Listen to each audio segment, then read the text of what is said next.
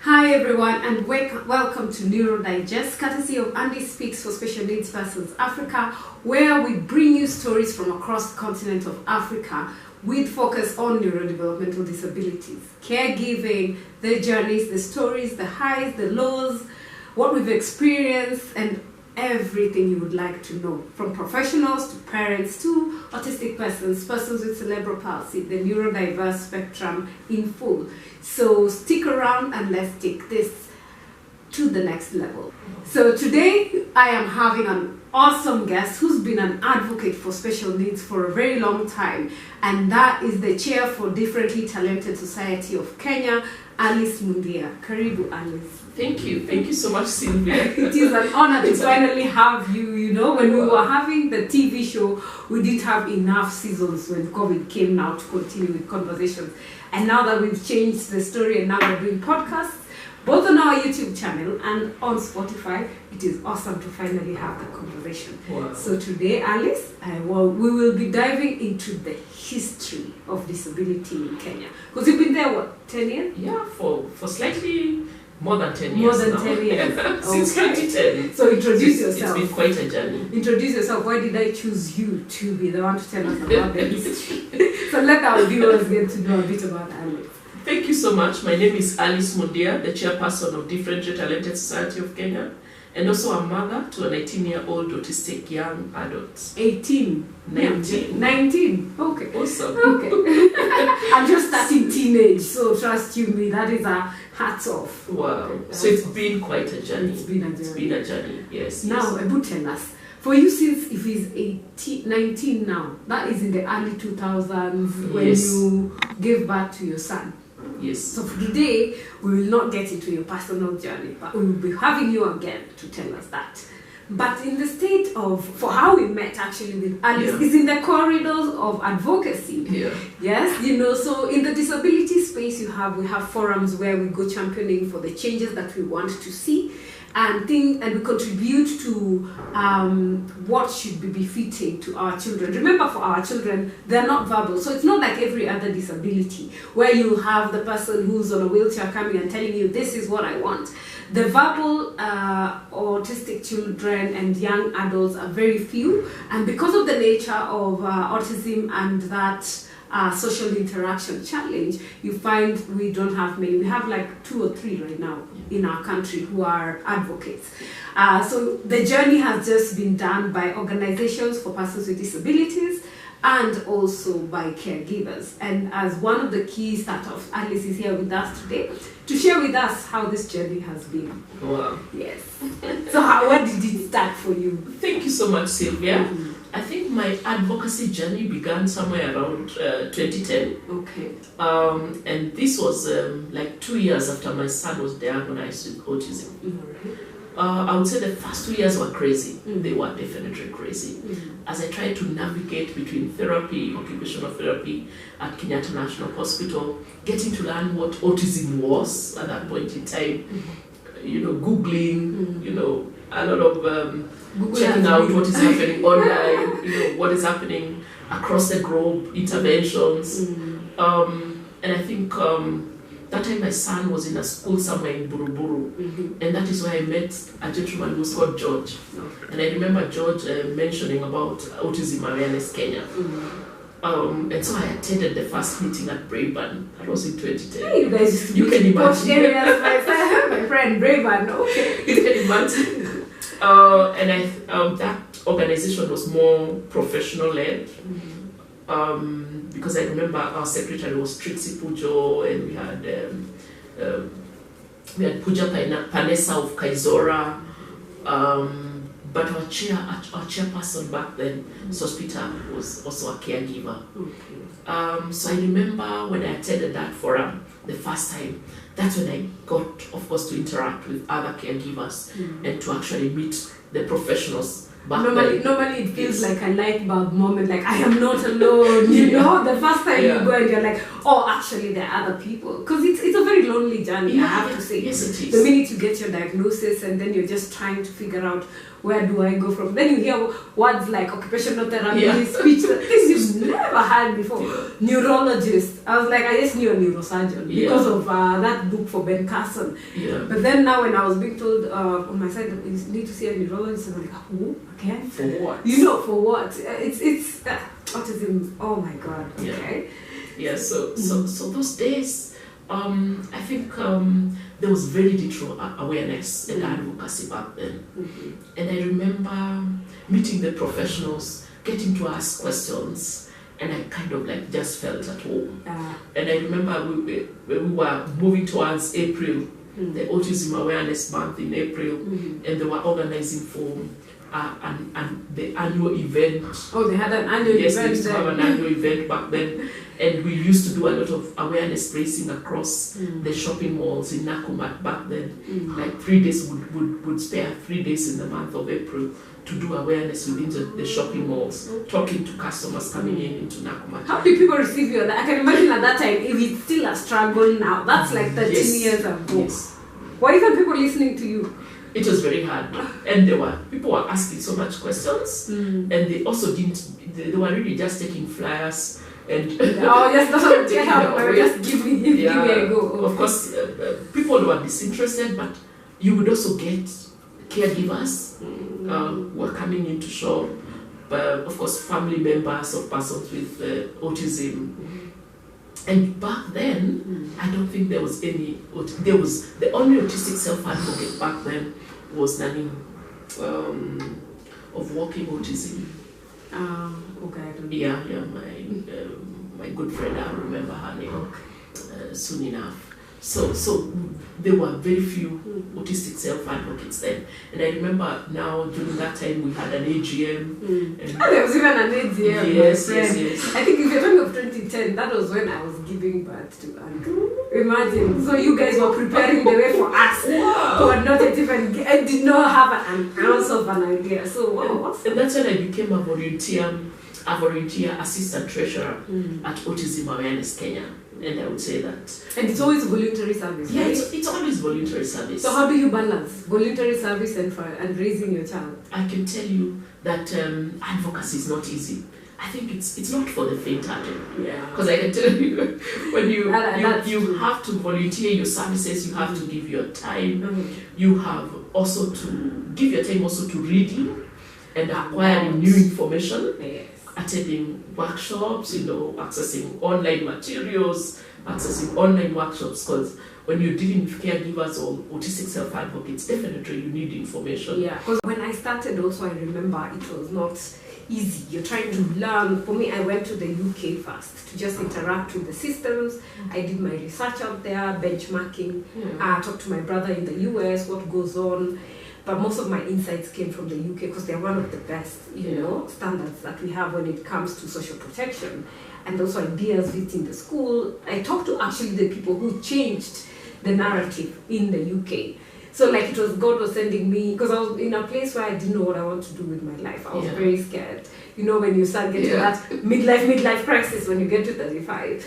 So I went there and I was talking, and everywhere I went, actually, funny enough, the good thing with God is He will send you where He wants you to be. Wow. I was running away from my stress and depression and everything here to go just spend some time to clear my head, because I'd lost 2 very close friends of mine and I felt like I was the next one. So I was like, I need clarity, because my system, my work, my graphic design business, I felt like nothing made sense anymore.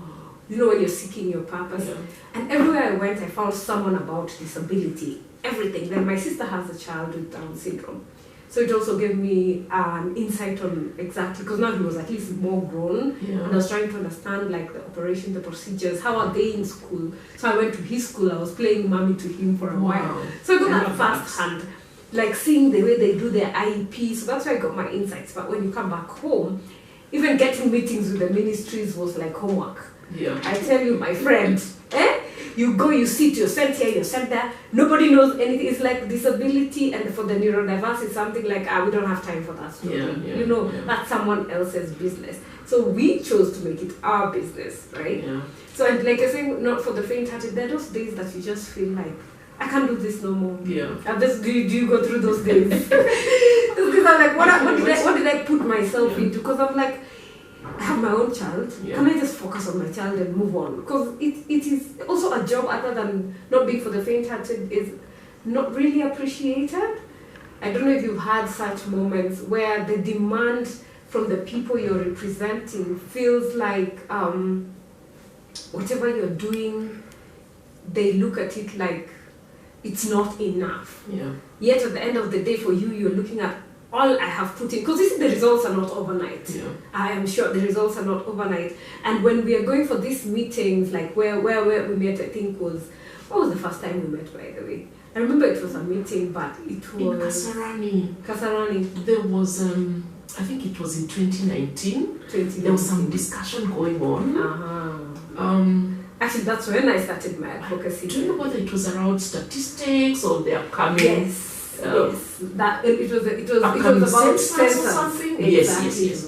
The so Washington set of questions. Exactly. Yeah. But then at that time, I was not as loud. I was a bit quiet, and then just taking in information, So I was like, sometimes also it depends on how you connect with someone. So I was like, you felt so warm and like a mother figure to me. It was like, this is someone we're in the same boat, the same issues, So I was like, this one we can relate, and we're in the same boat. Yeah. So now after autism awareness and all the AGMs, is it still there? It's been some years since then, and Autism Awareness Kenya, I think, slowed down a bit because, of course, it was professionally driven and caregiver driven, but of course, the various professionals also retreat also to their own individual consultancies, and caregivers also, so much changes over time. Not everyone wants to continue with advocacy and awareness raising, so somehow the organization just slowed down. Funny you say that. You know what someone actually told me when I started? We'll give you 3 years. Yeah. We'll see if you'll still be there. I'm like, why? And I'm like, no, we've seen so many people walk in. This was actually at a government office. Yeah. We've seen so many of you walk in here, and within a short time, they all either burn out or they just disappear. So yeah, we'll just give you time. I was like, oh, challenge taken, Because sometimes I think there is that drive, like, because what we're doing, Alice, actually, in hindsight, if you look at all the things we're doing, sitting in these meetings, trying to guide government, trying to guide policy. Yeah. Is it for our children, really? Your child? Definitely not. Definitely not. And what that is happening now is going to bring in results 10 years, 5-10 years from now. So we're doing this for the future generation. For the mothers who don't even know they're going to give birth to an autistic child, or a mother who's given birth, their child is autistic, yet they don't know, they don't have a diagnosis. Those are the people we are fighting for. Yes. Yeah. So how did DTSK start? So after Autism Awareness Kenya, I remember during that period of time, I was also busy in school, and so it reached a point where I was not giving enough, to Autism Awareness Kenya. And I remember now we came together as caregivers and started like a WhatsApp group in 2015, in September 2015, and a few professionals, and because of the WhatsApp was there. That's when WhatsApp. 2015. Yeah, that was 2015. It feels like November. We just there the day. Like yesterday. So I remember there was a lot of conversations. Like you would see 200 messages in one day. Yeah. Caregivers asking questions after questions, questions after questions. And I remember because I had sat in with a lot of professionals across the board, from educationists to Trixie, who is a counseling psychologist and also very knowledgeable on autism matters, to Pooja, who is a BCBA, So I had sat with a lot of professionals, and I also realized that I also had a lot of information to share with the caregivers. And I remember we would share and share and share and share until we asked ourselves, how do we then transit from just a WhatsApp group to an organization? And that's when in May 2016, we formally registered DTSK as a society. And by the time we were registered, we were like 3 WhatsApp WhatsApp groups. And right now, DTSK, in our WhatsApp platforms, we have almost 1,000 autistic persons and their caregivers. Okay. Yes, which is quite that's quite handful. That's a handful. Like, so how many messages? If that was 200, yes. How many are you now having at this point? I also think over time, what is happening is there's a group of caregivers who kind of like feel sorted. You know, they get comfortable. They're kind of like comfortable. They've learned a lot over the years. Yes, and only ask just one question that, like, how will my son transit? Yeah, that now in a young adult. So those are the kind of questions the older caregivers now just ask 1-2 questions. But once in a while you find that the younger parents are coming in and they also have so many questions. So it's like a mentorship thing. It's a mentorship. So at least if the new ones come in, you find someone who's there, and then you can have the conversation. And yes. And then now you can ask your questions. And the thing of having this, at least we're embracing technology to support each other. So I'm imagining back in before all of this technology things, you're in your own house, you have no idea what is going on. You just walk to Italy. And I think that's why back in the days guys used to be locked up. Because you can imagine a hyper child. It used to be, I think, it must have been very difficult. And you can imagine now, we are talking about this and we are within a bigger city, the city of Nairobi. You can imagine someone down there in Turkana, somebody down there in Nyeri, somebody down there in Kericho, or even Kisumu. So what are we doing about it? Yeah. What are we doing? I know us guys have the right, and it's not easy to even get guys to support us, you know, when we're organizing. Because when we look as parents, when we're looking at this, us guys in the city, we look at the ones who are uko mashinani, and we're coming together. I remember like last year you guys did Migori and Nyeri and Nairobi, right? Yes. But then, what challenges do we face? Yes, we've had meetings. I know we usually sit in consortiums and in forums where we give our inputs, and we get first-hand to guide other professionals and other people in disability space, because I can attest to like the time we were doing the budget, and when you listen to contributions and you're just like, that won't work for us. You know, it just won't. Because even sometimes when I look at the at the council, the benefits that are there, and I'm like, my child will never, you know, it's like a 50-50. Those benefits, they might not drive. So like the scholarship program. The scholarship, yes. As we are more in the, if you don't do the early intervention, we won't get there. So those are some of the policies that we keep fighting when we are not fighting, but just we're advocating to see that people get to understand neurodiversity, people get to understand those with neurodevelopmental disabilities. And at Speaks, I know equity is the key thing we are fighting for. Not equality, because equality is what is there right now. You're saying, oh, the rest of the world can drive, so we want to make it easy for you to drive, so we give you the fact that you won't pay tax, so it's easier for you to acquire a car. Well and good. But I might not even pass the driving test as a person who's neurodiverse. You see? So what other option is there?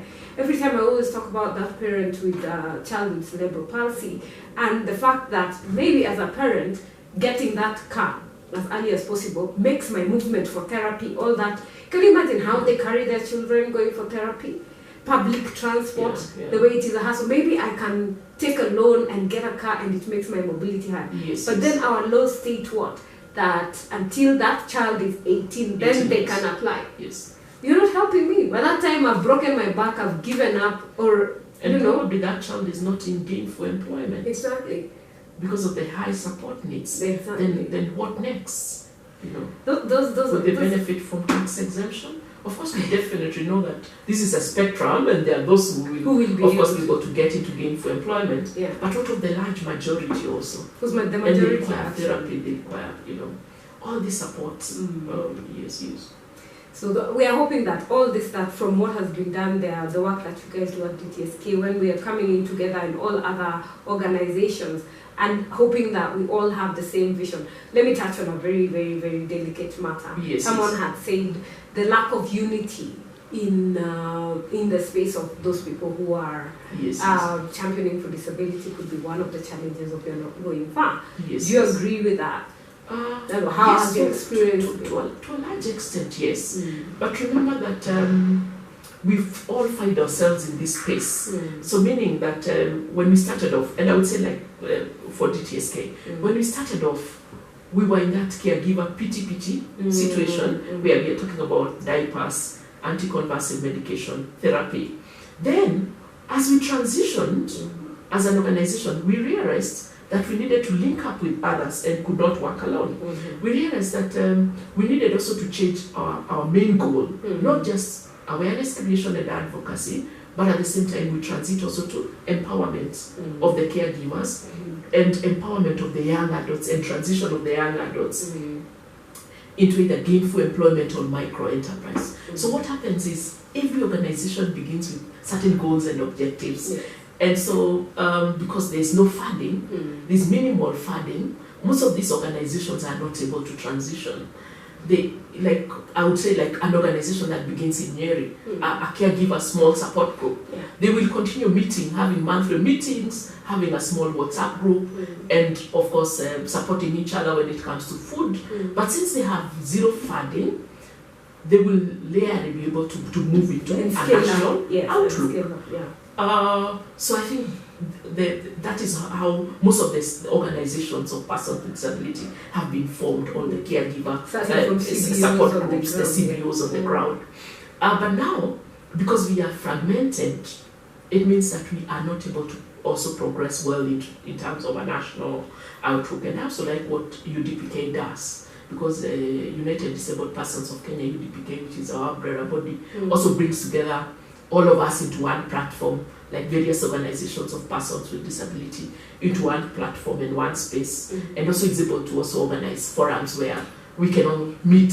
Like I remember when we met the first time, it was a UDPK meeting at the caucus, caucus on disability rights. Yes. So when we are fragmented, it's difficult for us to be able to push the agenda or to transform policy.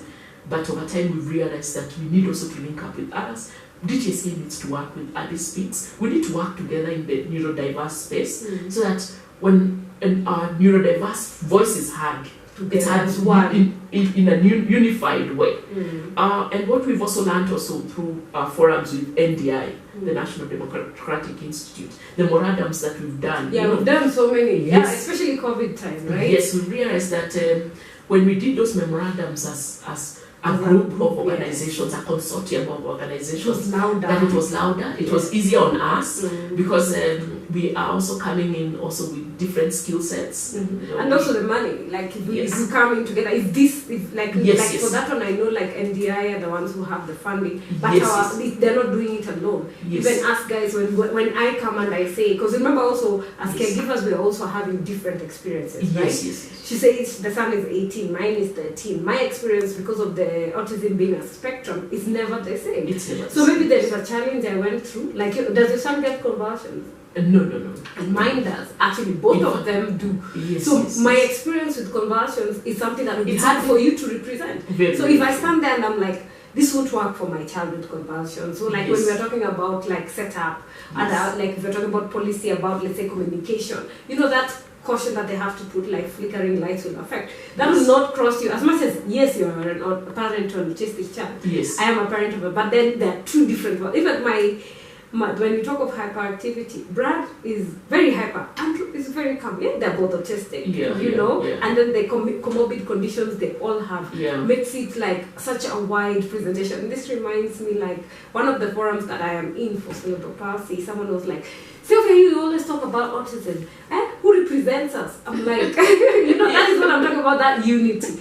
I am actually there so that I can understand what you parents are going through. Then when I'm doing my representation, like let's say now when we are doing the forum, excuse me, if there is no representation from cerebral palsy space, I can stand and say, our fellow neurodiverse. That's what people don't understand. I don't have to have a child with cerebral palsy, because the challenges, for example, my child has epilepsy. 80% of CP parents, that is it. But then the other challenges I will not know unless I'm in your space. Because I remember I was kicked out of a group because of that. I was just like, are you guys even being serious? People lose focus on the bigger picture and think about it is our space. Because you're saying that, how many of us are, why is this one here, why is this one? I'm like, and that's how we lose out sometimes. Because when we are representing you and opportunities come and we are able to come and tell you, this is here, people do this, we can guide you to be able to access some of the benefits that are there. So our mindset, I think, as caregivers, even with the different disabilities that are there, we need to just look at it as we have the same challenges. Yes. All of us are under neurodevelopmental disabilities. And when we go out to do advocacy, we need to also understand your challenges, then we can represent you. And our job is not easy. It's not easy. It's not easy. It's definitely not easy. And I also realized even in the main disability movement that neurodiversity was never included because there were never voices within the movement. So we are changing the narrative now with all the things that are being done. Yes. So I realized that now there are many people who have a lot of interest in neurodiversity, want to understand what is autism, how can we support, how can we make the classroom setup inclusive, how can we make programs inclusive, education, the health sector. Yes, and this talk never used to happen before because we were not included in that space. Yes. And I also like the fact that we also have a growing number of autistic self-advocates. Yes, that's a good point. Also in the main space. I know, I'm sure. I always have this, I don't know if you've experienced this, that the moments when our kids goes quiet. Yes. Or I'm just like, what the hell is he thinking? Yeah. Like, what is going on in his mind? Back of his mind. What exactly is it? Like, there you will sit, you'll be like, I've not paid bills, I need to do this tomorrow. Yeah. There's one thing I've always said, I wish there was a way I could just get into his mind. Can you imagine? Like, I see my son, like, sometimes he gets those verbal steams. So he begins by a bit of noise, and then he starts like shouting his thoughts out. Exactly, and it's there. You're trying to grab this one. Then it's like, that one. We park. Then I'm asking him, where do you want to go? You want to park? To Nakuru. Where do you want to go see Nakuru? So suddenly I can tell he has this visual picture of exactly what he wants. Yeah. It's just a challenge of putting the pieces together to be able to communicate it out. I think it's just a key challenge because of the difficulties that persons with autism experience when it comes to minimalist speaking. Let me dive into that group setup. I just remembered something about when you set up the caregivers, stakeholders forum. I remember we set it up like 2 years ago. We met and we were like, by the way, we can bring the leaders together. And they were like, let's set it up. A short while we had set up. People join, then people start exit. And it's like a place you're having a conversation on your own. And that's where I'm coming from when I'm asking about this. Is there unity? Because I feel that if Alice is doing transition, I'm doing policy and communication and just general awareness. Someone else, like you see, when us guys did the medical project, and someone else is doing that. Like if we know what everyone is doing, we leverage. We leverage, and then we come together. Like you're specializing in this, you're specializing in this. And then this is how we're changing the story. I like also the passion with Jackie and Jane when it comes to access to justice. To access to justice, so we know, like, when anything to justice, I can send to this person. But what I want to see is more of, as much as there is the collaboration, there is that speaking to each other. Because in confidence, some parents are not very happy with some of our groups, how we run it. I know we have our own ways of running things, but then we have to consider why we are there at the end of the day. It's not for our own gain. We're there for the other parents. And also parents, vice versa, for the leaders and the people who have sacrificed their time to go. Parents also have a lot of high expectations. Exactly. What they see is the drama. They see like it's big money here. It's NGO thing. I don't get paid. I know I'm doing it. I also don't receive any salary from VTSK. There is no salary. I have to volunteer my time and resources. I am serving in a volunteer management committee. Exactly. So and you're still a parent. I'm still a parent. I'm still a caregiver. So you're still going through the challenges. So for our parents, when they're coming at us like, you have not. My friend, we are the same. It's just that I have sacrificed. I've chosen to stand down and bridge the gap on your behalf. I've just decided to, echo out your voice more. So that synergy of and empathy of understanding. Because sometimes people can throw words at you and you're just like, oh wow, okay. Lord, carry this cross with me. As I've said earlier, it's definitely not for the faint-hearted. Not for the faint-hearted. So that's the awareness raising is not for the faint-hearted. It is not. Because it's taking a lot of your time, your space, your energy. Like I remember there's a week, I was calling my vice chair, Jimmy Karanja, and I was telling him, I have a list of about 15 caregivers who need immediate solutions. Like, one has no anticonvulsants, and one needs anticonvulsant medication, one needs food, one had lost the child, another one also is sick in hospital, the other one, the husband is in hospital, one of our caregivers. So you can find that other than what you're doing, what people are seeing out there, the mandate of the organization, or the mandate of the group that you're serving, there's also the individual messages that keep hitting your WhatsApp group, and sometimes you don't know what to do. And I remember I kind of like was reaching out, and there's this caregiver who said anonymously, let me give something. Let me give something. Just, and a few people, and this was what gave birth to, like, we have a small initiative, we call it Tusipoteane. Like, somebody can just disappear because they have issues. So we say Tusipoteane. If you have like an immediate need, let's get to know this immediate need. And then we can, if you can be able to sort it, yes. If you can do, if it's something that we can do, that's something actually that's very strong. I'm sure you've seen it, like when a parent loses a child. Yes. We come together, we support them, the little, even if it's 100 bob. But you see, if you're in a group like for 1,000, if everyone does 100 bob, that's like 10 grand. Yes. And because the social protection does not come to us, and you know how complex ours is with social protection. So we would love for the government to support us, but when you look at the facts, the numbers, there was that debate I'm sure you saw about, so who is more deserving than the other, why should I not when Jimmy says severe disabilities, the assumption is either these are persons with disabilities who are bedridden, who cannot be able to leave their homes without support, who require the caregiver 24/7, but then just look around, autistic persons. How many autistic persons? In fact, the KISA reports on transition to secondary schools, the report they did, I think, in 2017, 2018, was that there was no single autistic learner in the schools within the study, the research study. There was not one autistic learner in secondary schools. Are these young adults transitioning?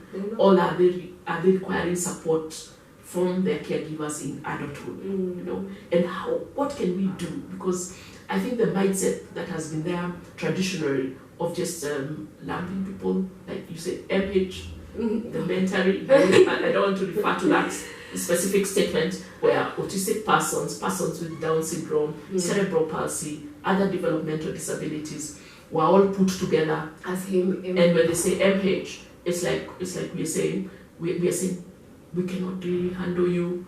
You just need to go to an MH school, one room, or go to a special unit, when it comes to educational. And that, I think, also for us, it's like a blocker when you just told your child is being put in the MH standing for mentally handicapped. And you can imagine how that makes you feel as a parent, know. And these are some of the derogatory words that when we're doing awareness, we want to script. Or things like, oh, that one is mentally retarded. Yes. I'm like, seriously. These kind of statements that are not also in conformity with the law, with the Convention on the Rights of Persons with Disabilities. So you find that because of putting them in one basket, without recognizing that they have strength, they have unique talents, they have unique needs, they have aspirations, they also want to get into gainful employment like everybody else. So I think traditionally, we were still talking about the traditional setup, is there were no mechanisms of having them transition at all. It was just seamlessly. Stay here, learn one skill, which is just bidding and matchmaking. Yes. And that's it. And if you can do that, yay! Yet, God is not unfair, right? Because I'm sure every special needs child has that thing that they're very, very good at. They're very good at. Very good. But we do, our systems recognize that? I don't think so. Do they put in the correct policies to be able to get that out of the kids? Because you can imagine, like what you were saying about, if you look at the scholarships, it's all secondary school. So how do you expect our children to get to secondary when we don't give them the proper basic education? Yes, early intervention. Exactly, and early intervention, because they go hand in hand. Because someone was telling me like, oh, so are you guys like one of our projects? Is it education or health? I'm like, it's both. I'm like, how is it both? I'm like, for our kids, it has to be both. Education has to be supported with therapy, has to be supported with play, has to be supported with dietary interventions. You all know, those things. You cannot split it. It's a combination of things, combination of interventions. And you can remember last week in the forum when I stood up and said, like, ask us. Remember, NITA trains for the labor market. Okay. So it's more skills-based rather than education-based, because NITA is not an educational institution. It's an institution under the Ministry of Labour that actually trains for the labour market and does skills upgrading. So we found it very ideal because most of the skills will be practical-based. So they've done very well, and they've gone for, as I said, they've gone for industrial attachment in various institutions, and we've also been able to do a lot of awareness raising within those institutions. And hopefully we'll also have a lot of autistic self-advocates coming out of it. Yes, coming out of it, and young adults with developmental disabilities. And did that and were just in their space before. That's 360. So even the attachment, they go together with their support person. Yes. Okay. They go together with the support person, and it's NITA that places them because it's the body that is also charged with matters related to industrial attachment. So meaning that they are better placed. They actually place them into those how many people institutions. So far, the team was 33. 3 of them could not fit into NITA. They are young autistic adults, but with interest in music and DJing. So the 3 went to Talanta Institutes.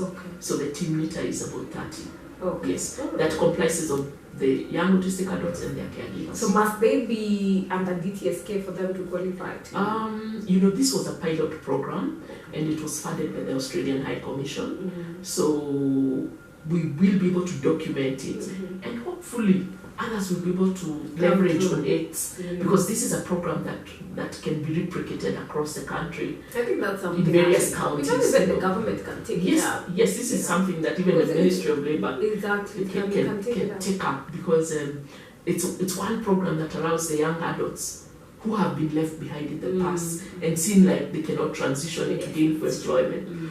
It is actually allowing them to not just acquire skills, but also interact with their peers in an inclusive setting. So awesome. Many of them coming from the special units, and also, of course, coming also from private special schools, and have never interacted with neurotypical peers, and finding themselves in an inclusive setup, with youth around the same age as them. I always say one of the things when you're doing advocacy, when you're asking people where you expect our children to go when they don't, because there is no special world where they're going to go, right?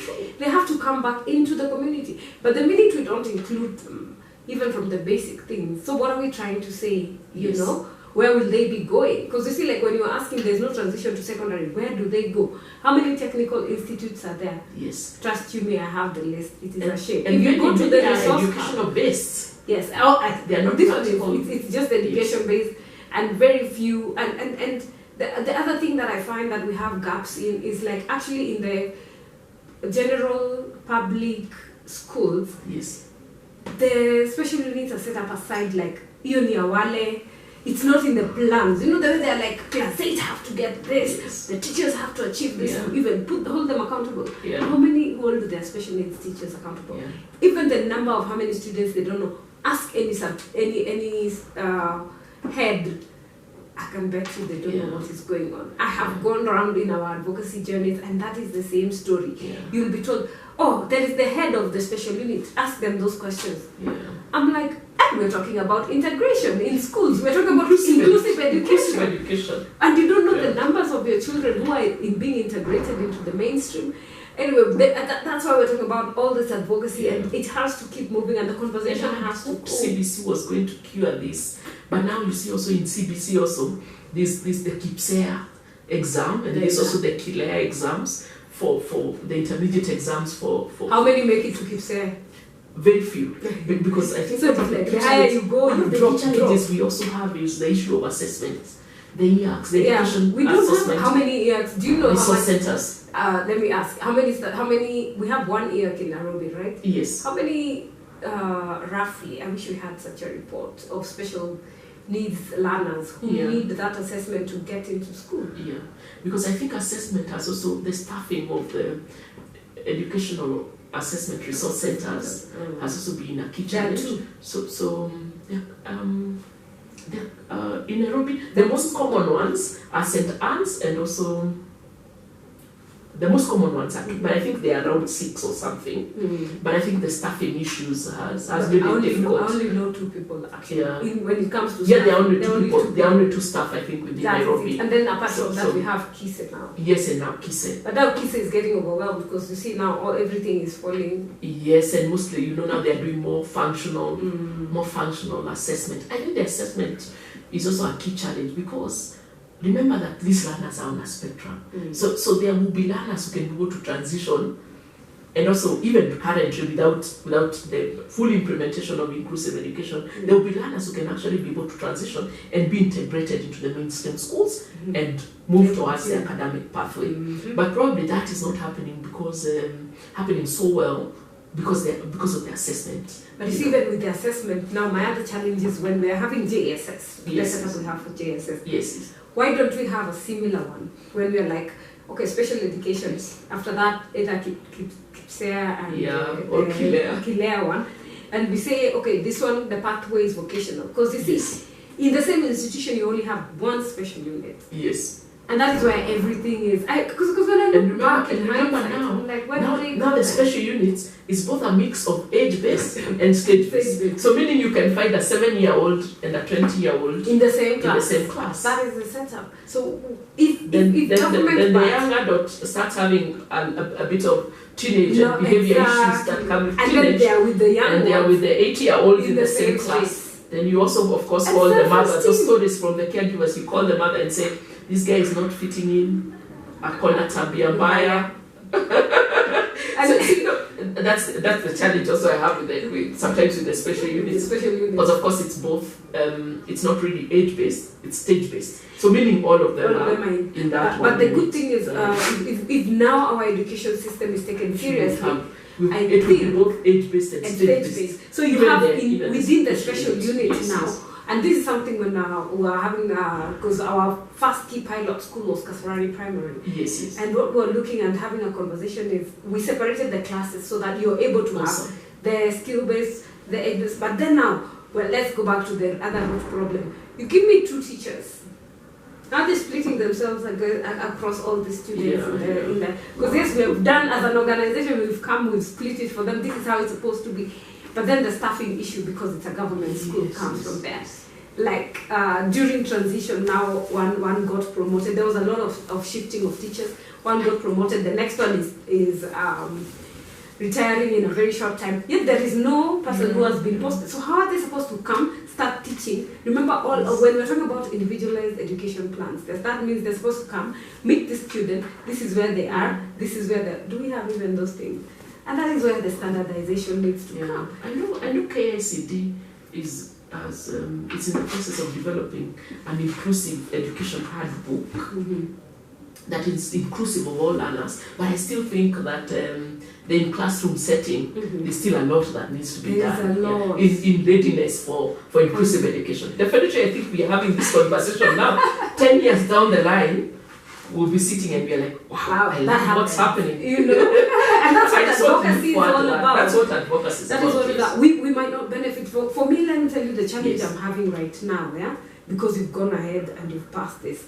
And I know in your own side also there is the challenge of when we're having our one-to-one parent to parent. Because this is a conversation we have, one parent to another. That's what Neurodigest is all about.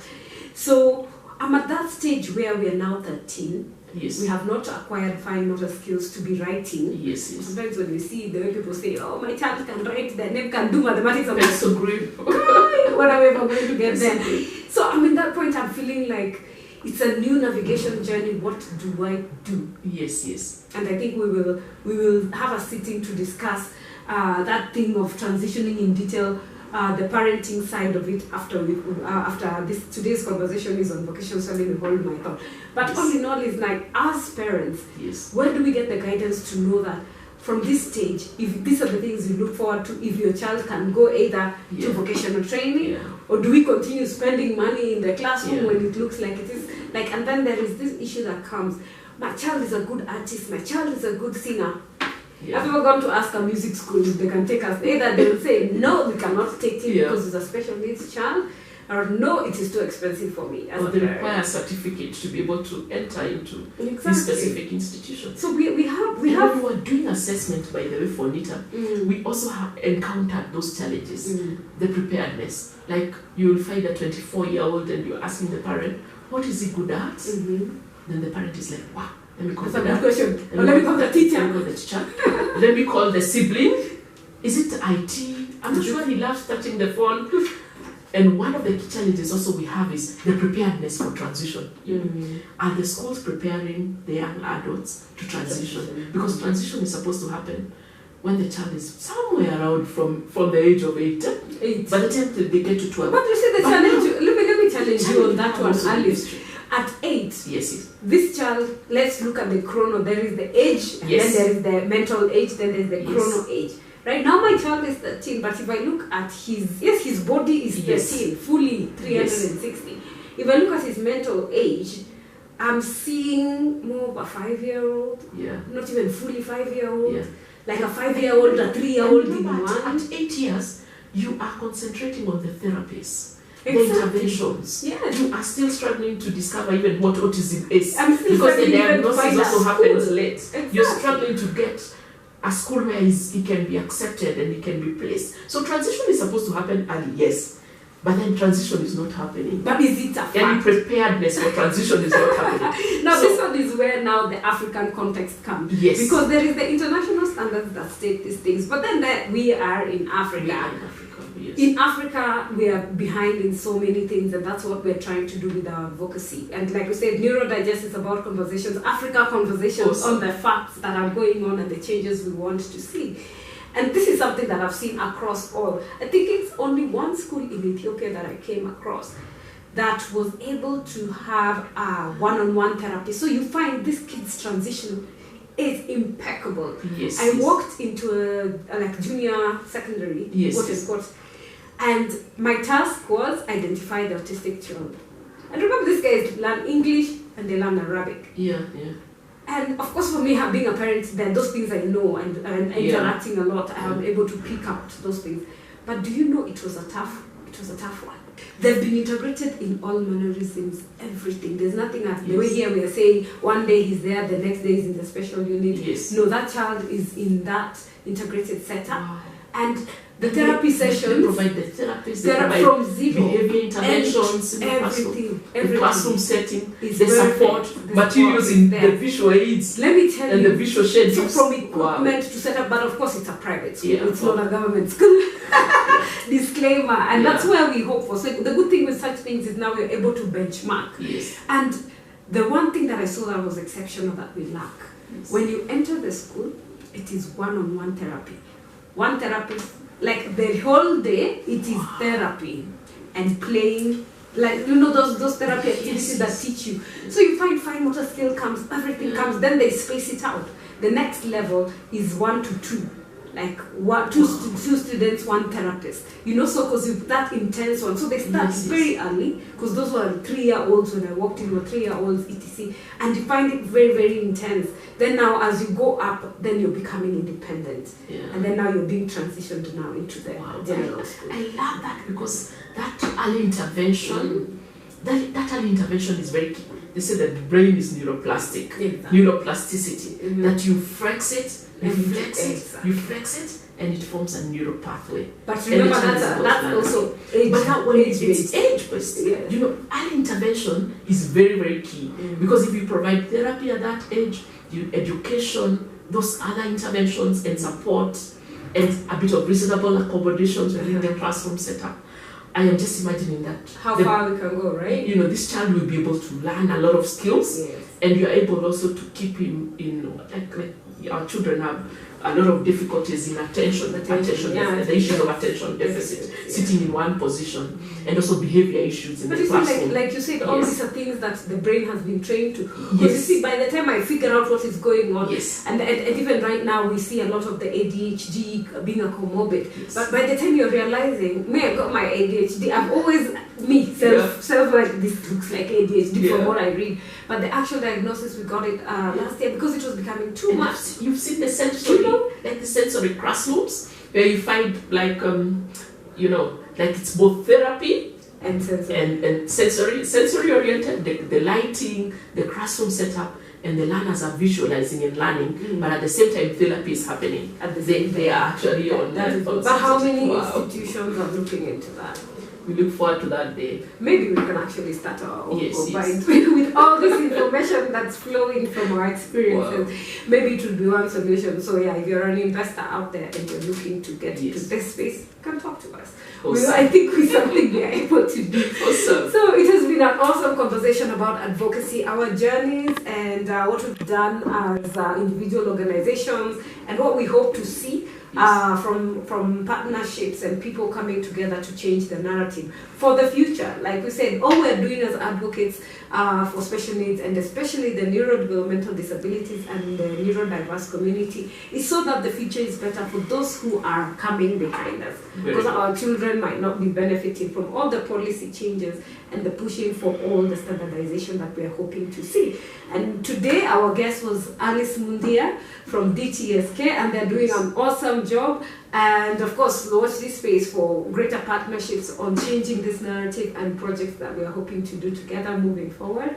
And I have been your host, Dr. Sylvia Moramo Chabo Akinsiku, and you've been on Neurodigest podcast. And we are hoping that you enjoyed yourself and that you will join us next time. All this has been courtesy of Andy Speaks for Special Needs Persons, where we champion for inclusion of persons with neurodevelopmental disabilities. So share, like, follow us on our social media, and learn more.